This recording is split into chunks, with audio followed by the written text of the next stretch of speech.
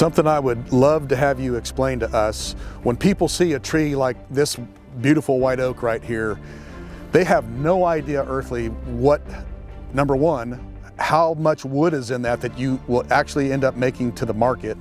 Number two, what a tree like that could be worth. So you guys, when you're doing your quotes, and I know you've done this for me, you go through and inventory every single tree that gets a mark on it, and that tree has a number and it has a board feet applied to it, and that's how you price it. Right. Can you explain a tree this size, in other words, this real pretty white oak on this stack here, how many board feet are in that tree, and how do you bid that, or what's that tree worth to an end user or client? I mean, this particular white oak here has probably got about just without measuring it, it's got probably about 550 feet in it, between 550 and 600 feet.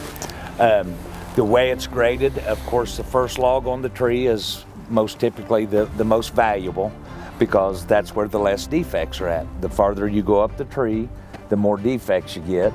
And there's some defects here that to an unexperienced eye, they wouldn't even notice it. Sure. It could just be just movement in the bark, and that's a knot.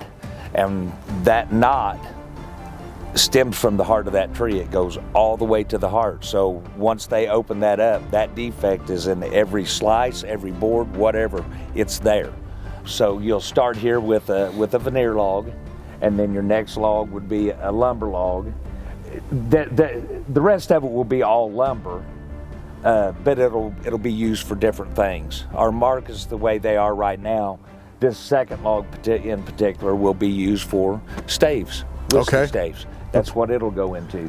And then the rest of the tree will go into low-grade flooring, or that type of market. See, you just taught me something here that I think I've always thought that one tree gets used for one purpose, and here you've just explained 3 or 4 purposes for one tree being sectioned into different log uses. Yeah. Okay, that's really cool. Yeah. How many board feet again, approximately? I would say between 550 and 575. That's amazing. And a board foot is?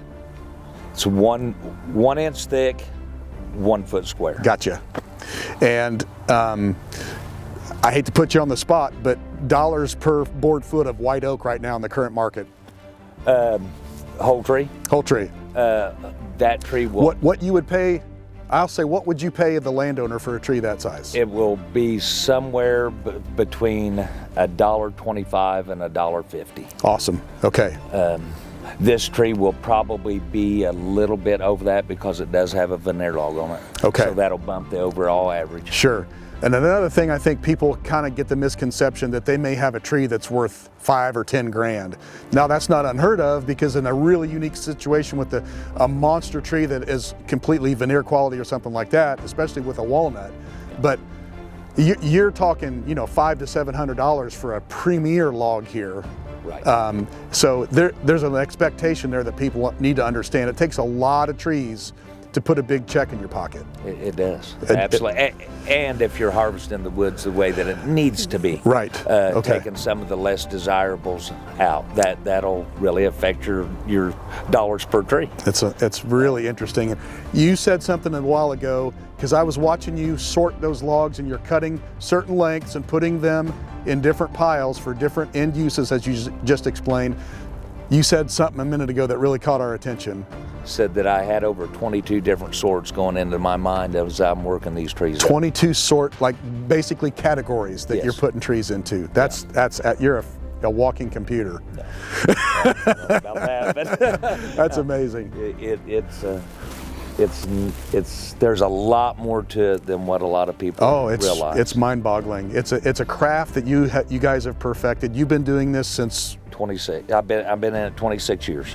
Hey Jeff, I noticed some of these logs here on the pile have that iron S-shaped bracket driven into the end of them. Can you tell me why? It seems like these are primarily hickories that you're doing now, and what is the purpose of that deal?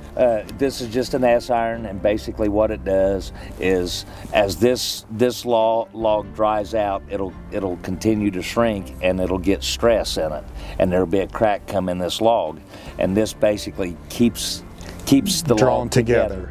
so it doesn't separate. Prevents the cracking then. Yes, And you're yeah. saying the hickory right now has more moisture in it than some of the other The species. sap's coming up in it pretty Okay. good right now. Okay. And over the course of the next few weeks here, everything will get really bad.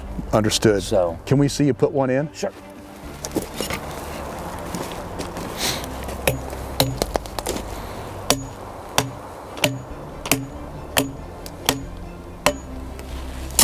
You've done that a time or two.